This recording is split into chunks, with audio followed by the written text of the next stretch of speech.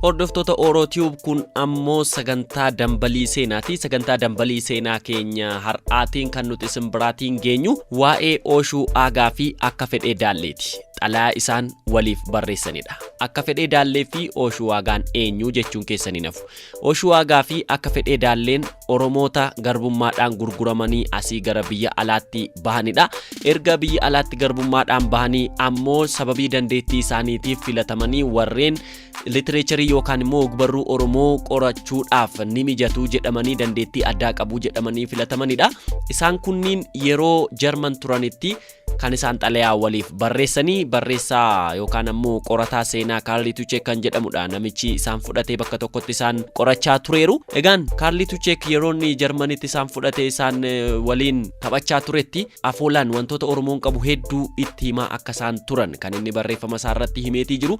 Keessaa garuu hagaar'aatiyyuu kan addunyaa kanarratti xalayaa warra Itoophiyaa jedhamuudhaan kan beekamtu bara 1840 keessa kan barreeffamte xalayaa yeroo jalqabaatiif afaan Oromootiin barreeffamtedha jedhamee ni dubbatamaa fi literature Oromoo yookaan immoo ogbarruu Oromoo keessattis bakka guddaa qabaa jedhameeti kan yaadamu. Egaan akka fedhee daallee fi Oshuu Aagaan yeroo adda walirraatii bahan karaa gooftaa isaanii yookaan ammoo karaa namoota isaan bitatanii isaan kunuunsaa isaan guddisaa jiran kanaanii kan isaan xalayaa waliif barreessanii. Xalayaan isaan waliif barreessan kun yeroo hedduu namoonni ni gaafatu maal jedhaniiti waliif barreessaniiru jedhu warreen waa'ee ogbarruu Oromoo baruu barbaadan. Xalayaaleen kun ni ka'u waliin isaanii maal jedhanii akka isaan waliif barreessan garuu namni beeku hin jiru. Kanaafuu har'ammoo immoo kitaabota garaagaraarraatii walitti qindeessee keessaa ammoo sirriitti kan barreeffameeru kitaaba An Ancient People Great African Nation The Oromo as Recounted by Marshall D. Salvay kan jedhudha. Translation from the original French to edition in eenyu Ayyaaloo Qannoodha jechuudha. Ayyaaloo Qannoodhaan kan hiikamedha kun French irraati kan inni gara Ingiliffaatti hiikamee barreeffameeru jechuudha. Kitaaba kana kan barreesse immoo D. Salvay nama jedhamudha. Bara 1840 keessatti xalayaa Oromoonni lamaan waliif barreessan kan inni nuuf kaa'u magaalaa Muunikitti kan isaan waliif barreessanii Oromoonni kun lamaan egaa garbummaadhaan gara kana kan isaan deemanii. Xalayaan kun kunooti nu dhaggeeffadha. Kanneen afaan Oromootiin xalayaa kana maaliif nuuf hin hiikne jettaniif ammoo afaan Oromootiin Ingiliffi kun akkuma dhumeen xalayaa kan afaan Oromootiin illee boodarra kanan hiikee isiniif dubbisu ta'a jechuudha. Aga xumura qophichaatti na waliin turaan isiniin jedhaa. Kun dambalii seenaa Oromootiidha. Oromootii kanarraatii bu'aa argachuudhaaf osoo hin taane garuu immoo seenaa Oromoo yeroo har'a hojjechuu dandeenyu kanarratti wantoota tokko soft copy'dhaan lafa kaa'uun nurra jiraataa kan jedhuuf seenaalee kitaabilee garaagaraarra jiran ammoo bakka tokkotti walitti qabnee isin biraatiin geenya jechuudha. Carraa arganne hedduutiin wantoota dubbisne irraatii kan isiniif qoonnu ta'a jechuudha. Isin ammoo seenaan kun yoo isinitti tole qof like, comment, share godha. Akkasumas ammoo subscribe godhaati. Wantoota nuti Oromootii irraatii gara YouTube'itti gadhiisnu hundumaa dhaggeeffadhaan isiniin jedha. Xalayaansaa kunooti kan Ingiliffaan barreeffame afaan Oromoon itti fufa.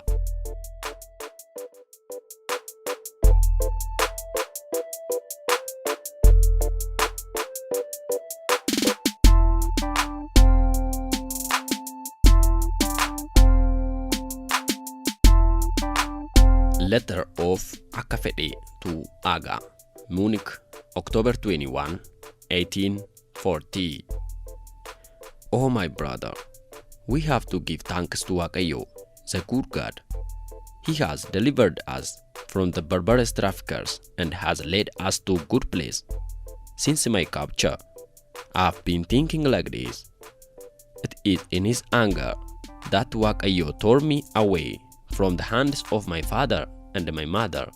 But no, because he has transported me to a good place. Oh, don't think about it anymore. Oh brother, he will not give you any more chance to see your family. The butter fallen into the fire does not come back anymore. A multitude of Oromo had to equally abandon their mothers and their fathers. The heart is heavy with inconsolable tears. For you will no longer see your mother or your father. Pray for their happiness in order that Waaqayyo gives them a happy life. We did not hope to eat a piece with benefit because today, tomorrow, they forced us constantly march. Few of the Amara, they made us travel even in the cold of night. At that time, we did not count anymore on seeing an agreeable land, nor tested night rest. But That which Waaqayyo had decreed is always accomplished.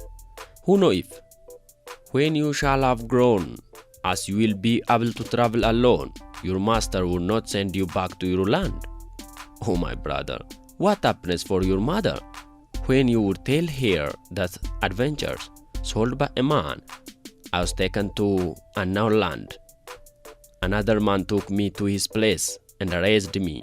When I have grown up, he said to me, go to look your mother and your father.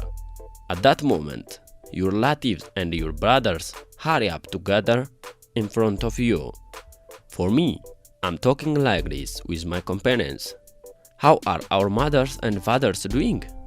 It's not that we hope to see them, only we think about them. Being four, we nurture together our illusions.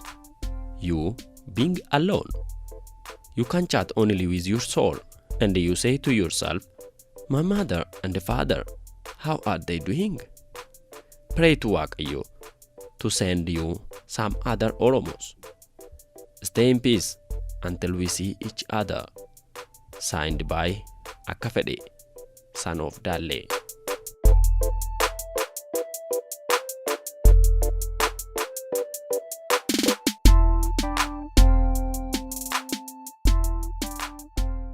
Egaan hordoftoota keenya akkuma isinuu amma dhageessan kun afaan Ingiliffaatiin xalayaa Akka Fedhe Daallee Oshoo Aagaadhaaf bara 1841tti kan inni barreessedha. Amma ammoo isuma kan hiikeen isiniif dubbisa, nu waliin tura.